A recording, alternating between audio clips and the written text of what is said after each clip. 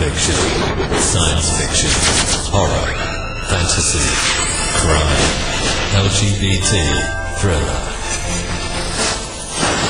You have now entered the House of Mystery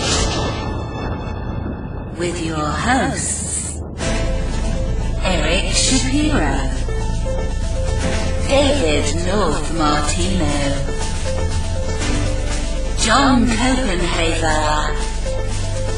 and Al Warren.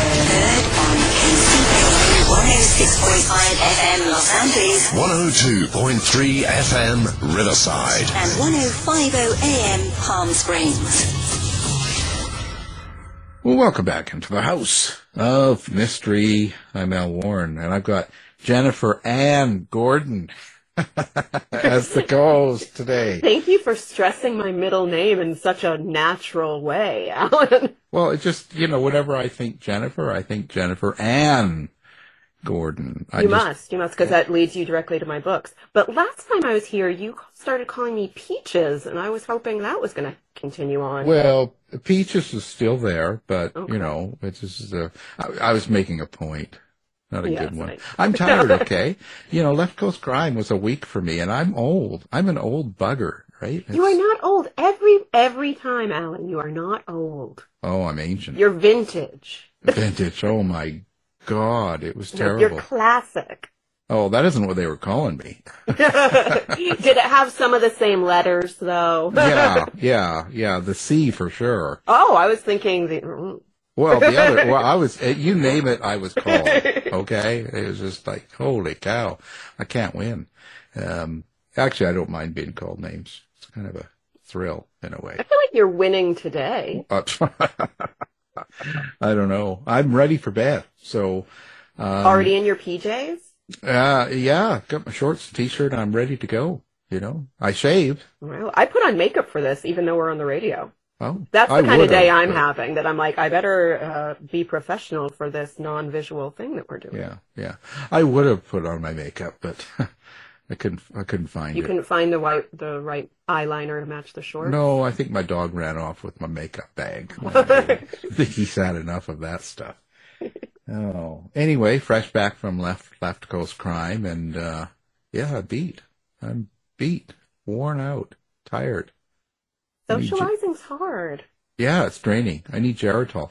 Well, I went to we went to a panel from 9 till 3 every day too, and then I did 2 panels, and you said those panels went very well. So yeah, actually, the one went really well, and the other one I was on with Gary Phillips. I think I really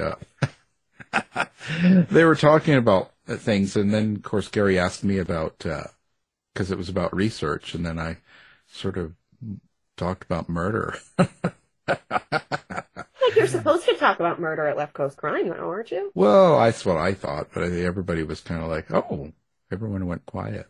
People were like, no, we meant like researching antique fixtures for the houses at the time. And you're like, wow. Well, did you know in 1941 the most popular way people got killed was...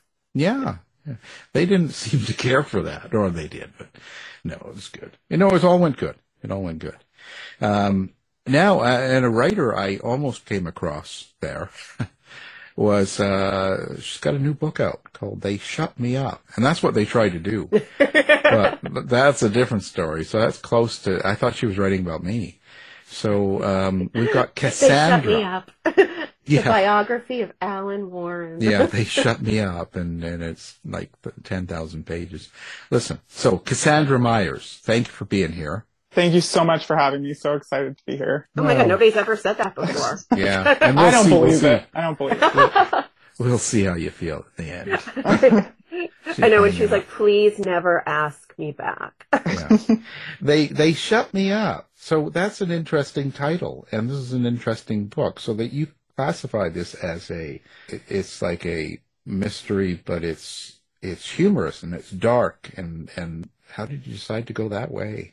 Yeah, I mean, I'll start with the title. So it's actually, it's the first line in an Emily Dickinson poem. And, you have to differentiate yourself as a debut author. And I thought, maybe, I don't want to quote myself because I didn't research it, but I might be the only one who wrote a mob novel that has a title that is an Emily Dickinson poem. So hopefully I've got the market cornered on mob fans who also love M dashes and Emily Dickinson. But I think I'm your target audience. Oh, good. Okay, great. Emily Dixon, she's a writer? Emily Dickinson. I know. Oh. Yeah. Alan's proving that he's not a little goth girl inside. Oh, no, yeah. I certainly am. You've got to embrace that. You've got to embrace it. Yeah. I think everyone has a little goth girl inside. That's what I'm hoping anyway. Cause yeah, that is kind of my target audience. But so I think just instinctively, I wanted it to be, I had a very clear conception for the ending and for the fact that it would have 3 narrators. And I think it grew really naturally out of the fact that I watched a lot of, and still do a lot of mob movies and mob TV shows, and loved them to death, but also was very curious about the kind of second string characters. So like the mob lawyer, like the character that Robert Duvall plays in The Godfather, and then like the son that no one really cares about, like Fredo, but even lower on the rungs, like the nephews that no one really cares about. And I thought, I kind of want to do a story about them.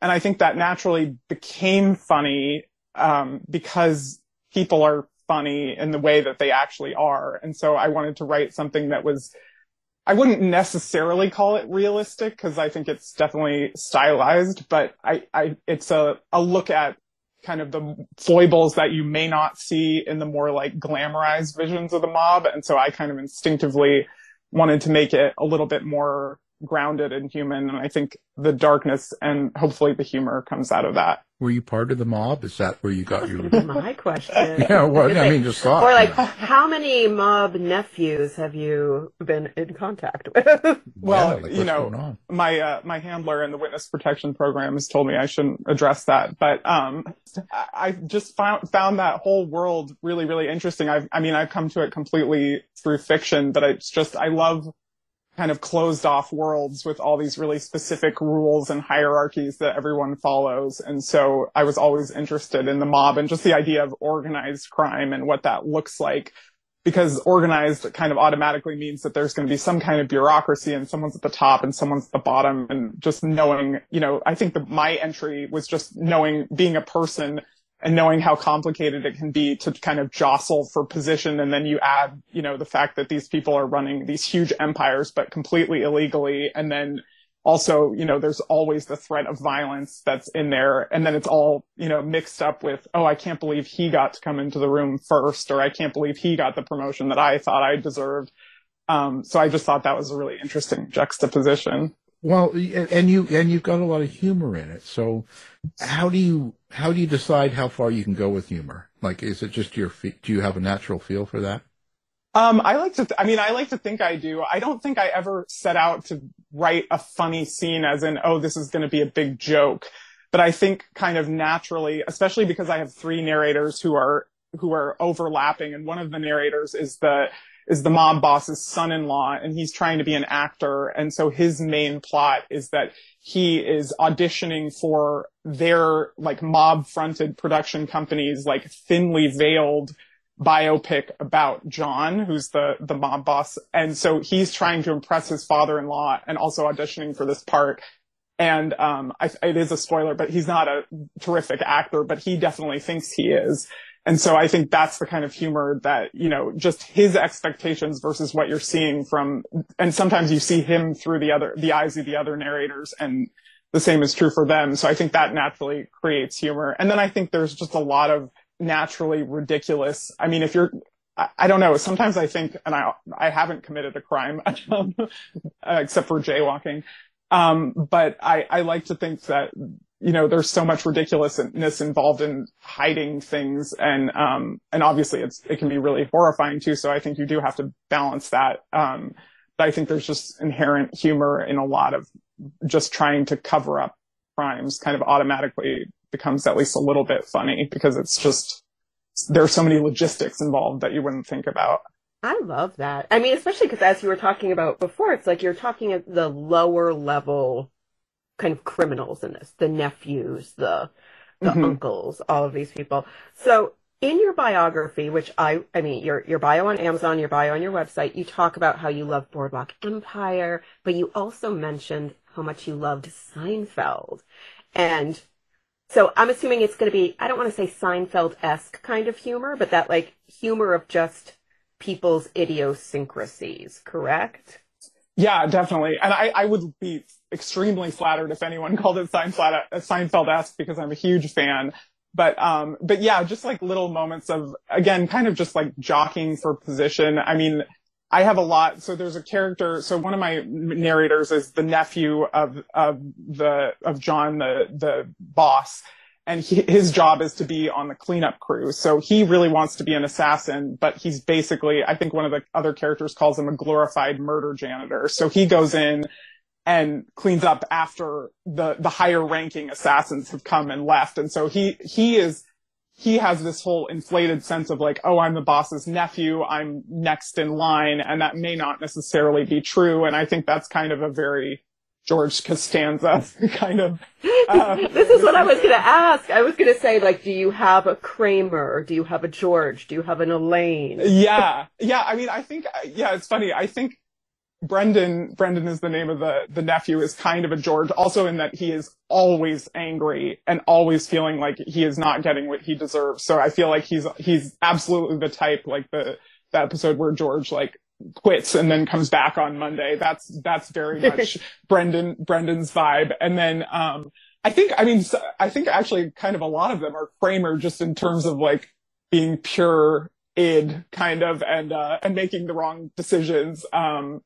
I don't know that I have an Elaine. That's a good question, but definitely you can definitely be the George. Elaine. Yeah, I'll be the Elaine. That would be cool. But but definitely George and Kramer. And I think the Kramers are the ones that cause the most trouble in the mob. I think they probably need more Elaines and maybe even some Jerrys. But yeah. And I will say Brendan has a Newman. Brendan has a very there's a character who comes in who's kind of a low-level drug dealer who starts climbing the ladder, who is definitely Brendan's nemesis, so definitely would be his Newman. So during your writing process, when you got to, did you ever get blocked and just say, I have to do something to take my mind off this, and then binge watch Seinfeld and call it research? That would have been an amazing idea. I'm going to do that for every next writing that I do. I think I so regularly am rewatching Seinfeld or Curb that it probably was just on in the background consistently in my mind. But I also think there's a moment in The Irishman, which is another great mob movie, where one of the characters gets really mad that the other person is wearing shorts. And that struck me as such a Seinfeld moment. And so I think there's actually a legacy of mobsters getting mad about little tiny things that always makes me think of Seinfeld. So I think I'm not the first, but maybe I highlighted it more than some of the other ones. Well, 3 narrators. Was that difficult for you? And how did you choose which person was going to be narrating? Yeah, I mean, I think it was difficult. It was more difficult than I anticipated when I first had the idea, but I liked the idea of it immediately because, again, a lot of my book is people projecting a certain image and then that being undercut by someone else and kind of bumping into someone else's image of themselves and how other people see them. So I think with 3 narrators, you're able to do that because you see one narrator come in and have this moment where, maybe I'll just quickly say, so Brendan, the nephew, who's the cleanup crew, is the first narrator. The second narrator is Harris, who's a black man who's John's lawyer and who's the mob boss, John's lawyer, and kind of his consigliere, like his second in command. And then the third narrator is Neil, the actor I mentioned, who's the son-in-law, who's married to John's daughter. So I wanted to see different parts of the lower level rungs. So Harris obviously is second in command, but the other 2 are much lower. And I wanted to play with how they see themselves versus how the others see each other. And Harris is kind of naturally, he's the most educated of the 3, but I think it's fair to say that he has maybe not quite as many illusions and he has more self-awareness, but they all 3 have that natural blindness in some cases. So I think that in order to do that, I wanted to have 3 narrators. But yeah, it was tough to balance for sure. How do you define them? Like, so if someone's reading it, so they don't get confused on who's narrating at a time. Oh yeah, each chapter. So they are differentiated. Each chapter goes Brendan they just say chapter 1, Brendan, chapter 2, Harris, chapter 3, Neil. Now, you said before that you had a clear vision of the ending. Is this one of those times, I don't know about your process, you knew the end and you just let the characters take you there, or did you outline it? Or did they take over? I feel like you've described really interesting, quirky people that I as a writer would probably think these characters are going to just take over and I just have to channel them. Yeah, I love that. I think they did take over a little bit, but I do think God bless writers that can do things without outlines, especially stuff like mysteries. I mean, I don't think everything was super planned out. I did give them room to kind of interact with each other, and that was a lot of fun to find in later drafts, especially. In the first drafts, Brendan and Harris didn't interact that much, for example, but in the later drafts, now Brendan becomes, I call him like a crime intern. Harris gets asked to kind of bring him under his wing, and so they interact together more, and I think that was kind of the fun surprises when the three of them in different permutations are interacting with each other. That was like the more spontaneous thing. But I do think in terms of the plot, I needed to get all three of them to a certain point, and they all have their own individual arcs, even though they're also very much involved in each other's storylines. So that part I had to plan, because otherwise I think I would have gotten way too confused. So was this completely out of the blue, and you wrote this just for fun and entertainment, or is there more to it? I mean, it was out of the blue. I'd say I wrote it. I mean, I've always written. I always knew that I wanted to be a novelist. I was the kid, perhaps delusionally, who was like, oh, it's not if I publish. I would think when I publish, when I was like 7, I mean, which is probably actually a good level of delusion for anyone trying to enter a creative field, that you're just like, yeah, I'm going to do it eventually. Cause you have to prep for a lot of rejection, of course. But yeah, I mean, I think it was, I love mystery, and I wanted to see if I could do one. And I just thought this was kind of I just liked the idea of doing a story about mobsters who live in a world where they've seen all the fictional mobsters, like they reference The Godfather. And so they think that they're in that movie, but they're in another movie. So, and I definitely fun and entertainment is a huge part of it, but there was a point that I'm making, and I'm being coy because I don't want to say what the ending is, but I think if you get to the end, you will understand what I'm saying, in terms of trying to do a little bit of a twist on certain parts of the genre. So I'm going to be coy about that, but yeah, hopefully read to the end and you'll find out what I mean. Yeah, you should be coy about it. You said, after all, it's a mystery. Yes. Where you said everybody's a criminal. There are no detectives. But you also, this is set in contemporary San Francisco. Is that correct? Like the Bay Area? Mm-hmm. How much does San Francisco play a part in this? Like, is it another character? Is it just happen to be where you're setting it because it's where you're from? Like, tell us about why San Francisco. Yeah, I mean, I think it's a little bit of both. I don't know if I would say it's a character, but I think, I mean, for one thing, I would say mine is not straight noir, but I think it's got noir elements, and San Francisco has a lot of fog, and that always helps for noir, for atmosphere. So I think that really helps. And to me too, it was just, I mean, I live an hour away from San Francisco. I've gone a lot, but I also think there are so many San Francisco is such an interesting city to me, because it's, especially now, I mean, there are all these, bright, shiny tech buildings, but there's also a whole history of, the gold rush era. And even before that, it's got a lot of dark stories, and also kind of, it was a frontier town for a long time. And obviously being a port, there's just a lot of stuff kind of in the I mean, it's a cliche to say the dark underbelly, but I do think there's a lot of grit and history in San Francisco that you don't really explore. So I liked the idea of putting a crime family in San Francisco, just because it hadn't been done that much as far as I'm aware. I'm sure there are more than I'm thinking of, and I also just think there are a lot of cool locations that I just naturally, I mean, I remember I would walk on the Embarcadero all the time, and there are these big piers, and they have these huge warehouses, and they just go on and on forever. And every once in a while they would have the giant, pier doors open, and you can see into this giant warehouse. And I just always thought, well, that just seems like a mob crime setting. So like basically the opening scene, the second scene in my book is in one of those, just because I couldn't resist setting it there. Did you use Treasure Island at all? Because every time I've been there, I've just thought, God, there's probably like a lot of weird things going on Treasure Island, because again, it's like abandoned, empty buildings. Yeah, that's a great, now I'm thinking, oh man, I should have used Treasure Island. That's a great one. Yeah, I'll go back to the edit. Yeah. Your characters, what kind of relationship do you have with your characters, writing mobsters and stuff like, and is it like writing anything else? Do you sort of hear them in your head, or do you see them like a movie, or what's your experience?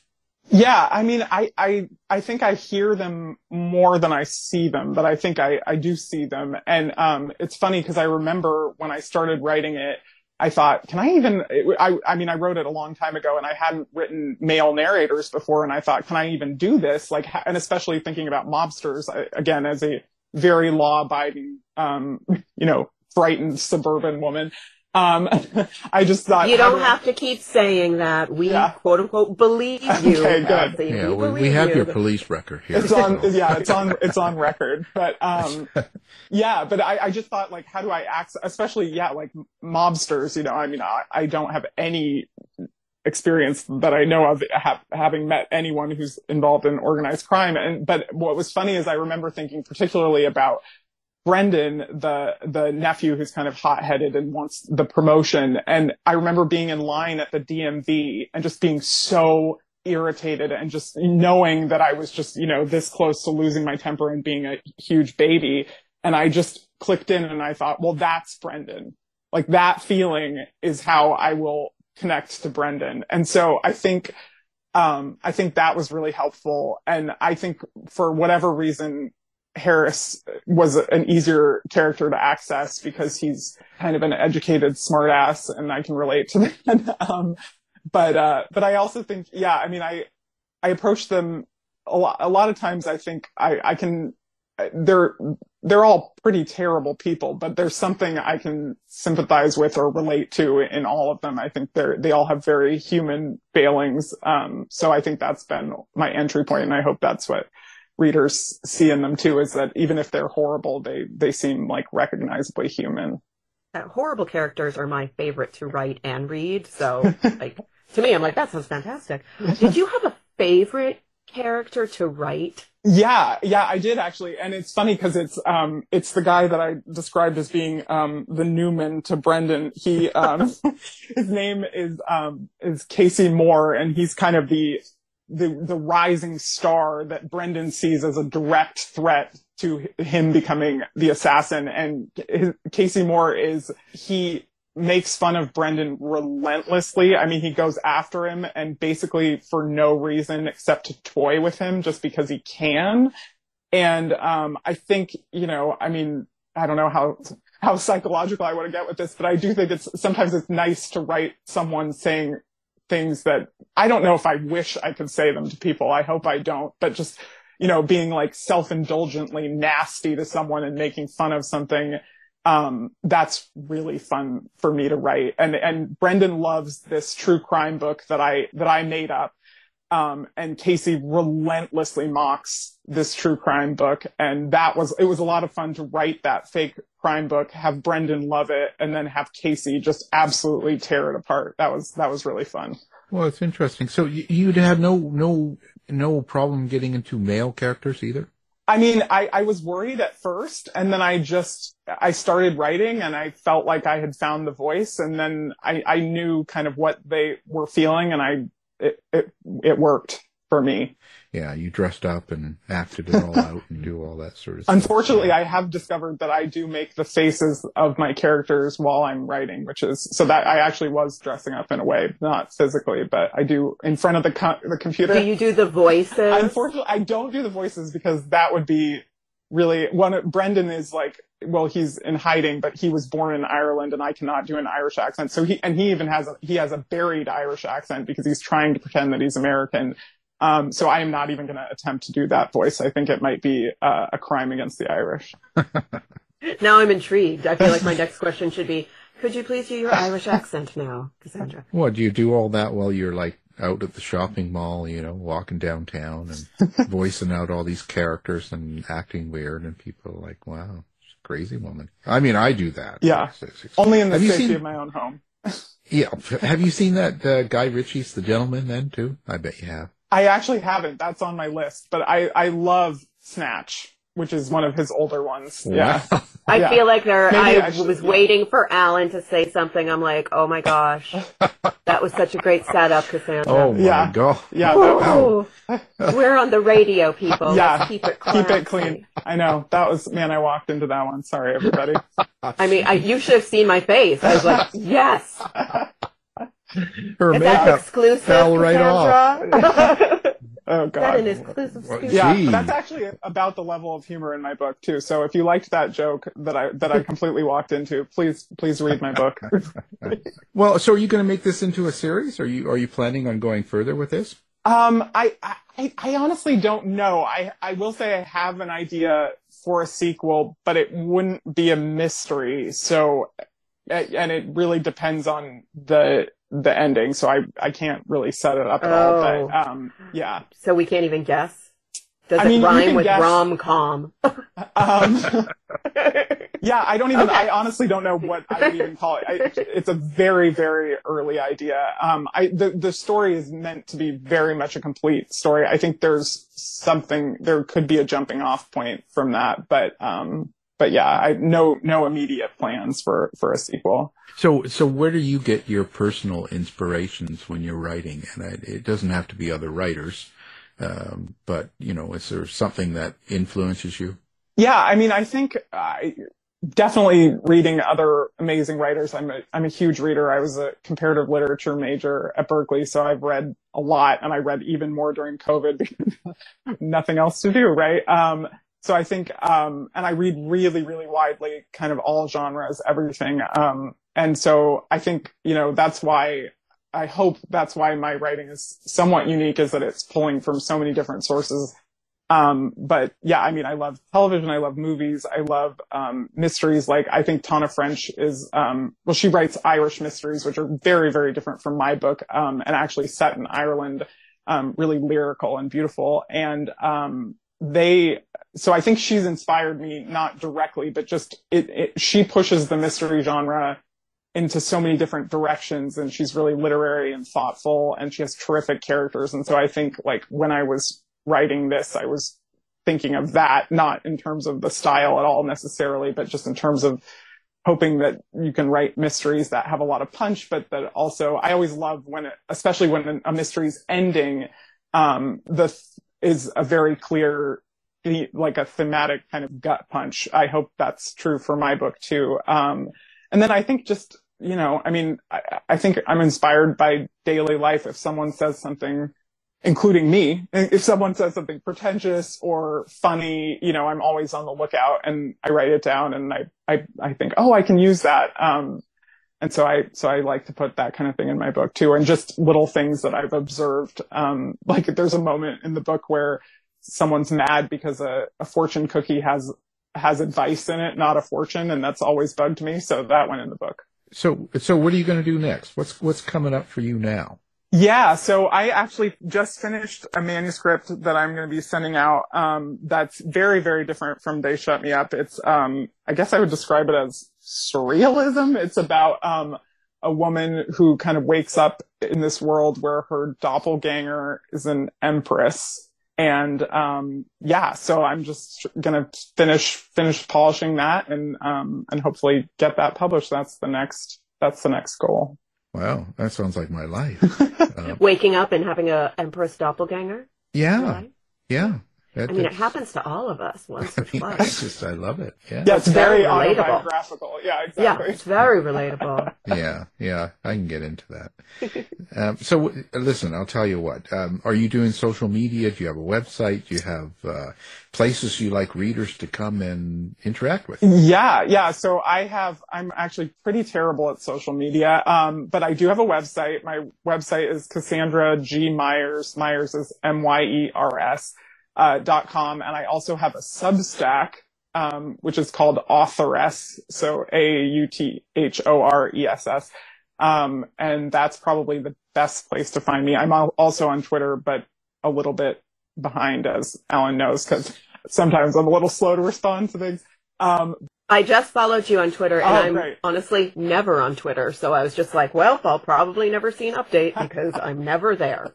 Yeah, same. So that's not a great endorsement for my Twitter. So maybe do the Substack or my website. Those are more regularly updated. But yeah. Substack, boy, I tell you, Cassandra's just swearing away. Snap, Substack's just like filthy mouth. What's going to be the next word out of her mouth? All these gangster stuff. My mom is very upset. Influence. I was just going to say, my mom is very upset at how much swearing is in my book. So keep that in mind, readers. But yeah. Oh, and well, that goes on. That's a selling point. Yeah, that's actually, my nipples got hard.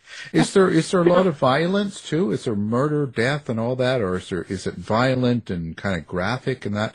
What can readers expect there? Yeah, I mean, I would say there's not a ton of violence. It is violent, but most of the violence, just because my characters are lower level or like the lawyer, they're not going to commit crimes that blatantly in front of the lawyer usually.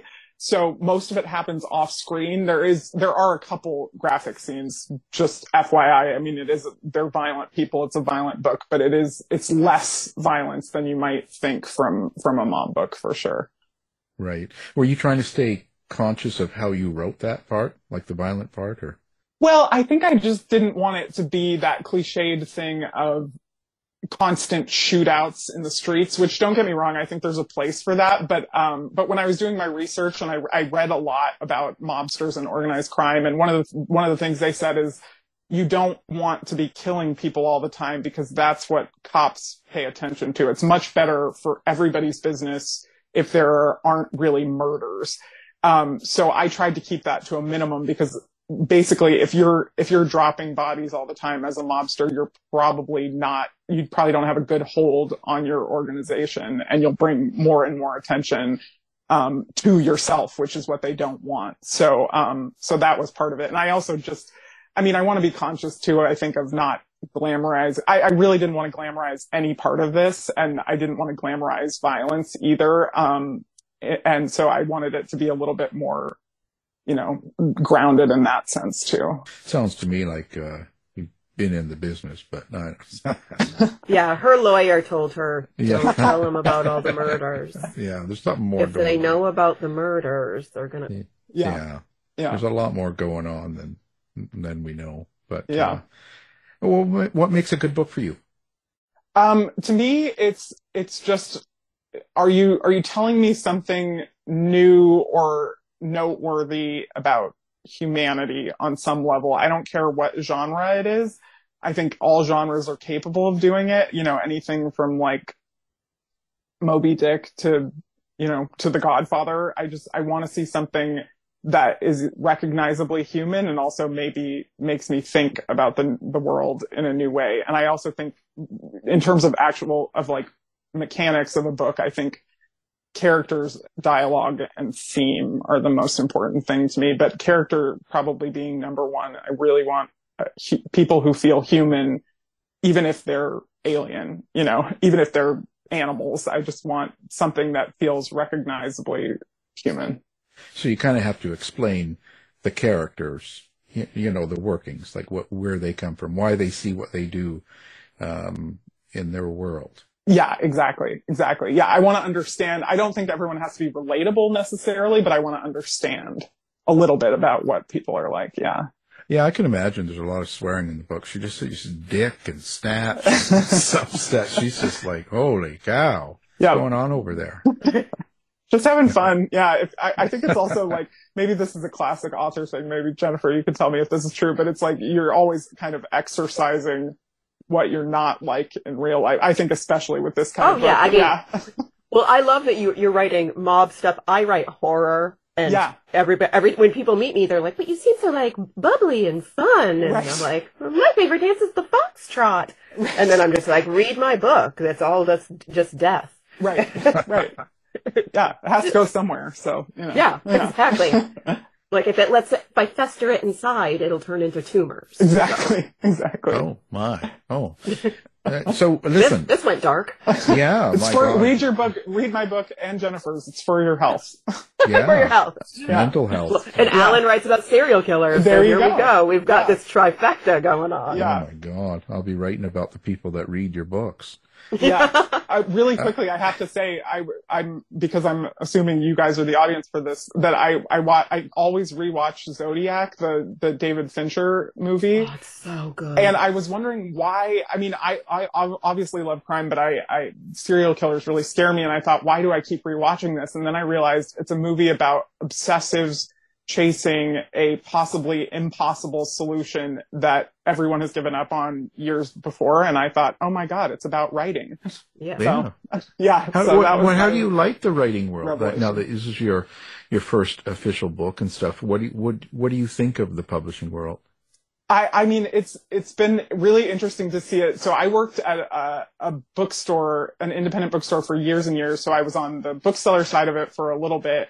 And then I actually interned for a literary agent for a while too. So I've seen it a little bit from the other side. And so I mean, my book came out on April 2nd, so I really can't say a ton about the publishing world, but it's been an amazing experience, and it is really interesting to see it on both sides. But it's been a joy, honestly. I mean, of course there are difficult parts of it, but I also love that, I mean, I do marketing and communications in my day job, and it is interesting that book marketing it is marketing, but I also have found that the community is so passionate, that it feels, and like you guys, I mean, very friendly and welcoming community. Even in the 2 weeks that my book has been out there, I've felt really supported, and people tend not to go into anything like publishing, for prestige or money, I would say. We're not here for the money. Right. If you were, that would be a terrible choice. So I've been really pleasantly surprised by the business side of it too. Everyone's been really wonderful and supportive. Yeah, it's pretty good overall. It's, but you're not in it for the money? Jeez. Huh? I mean, it would be really nice, but no, not anticipating that. Well, you never know. You never know. He's in the mob for the money, Alan. That's true. Yeah, that's true. Yeah. It's just really a laundering outfit. That's right. Yeah. Yeah. I'm publishing books, really. They're like, hey, we need something that's going to guarantee to lose money. Yes. Oh, I know, I'll become an author. That's true. That'll be a great cover. That would be a good cover. This is a good idea for a book. Yeah. All right. Yeah. Cassandra, write that. Okay. Got it all figured out. Yeah. Well, it's been a pleasure. So we've got, we're going to have your book up, website, and not your Twitter, but we'll have the other up.